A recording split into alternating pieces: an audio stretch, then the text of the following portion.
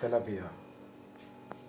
মনে কাল বিকেলে জেতা তেলাপিয়া আনলাম, তো পানির মাঝে রাখে দিলাম। আজ সকালে কাটিং করলাম, কাটিং করে এখন সাফ সাফাই করলাম, এখন ফ্রাই করব। তো গোটা গোটা ফ্রাই করব, ফ্রাই করকে ইনশাল্লাহ চাউল পাকাবো, চাউল দিয়া খাবো। সুন্দর তেলাপিয়া ওমান মে আর কখনো দেখিনি।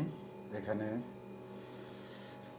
জিন্দা তেলাপিয়া, তো দাম বেশি, 1 রিয়াল 500, ওমানের 1 রিয়াল 500, বাংলার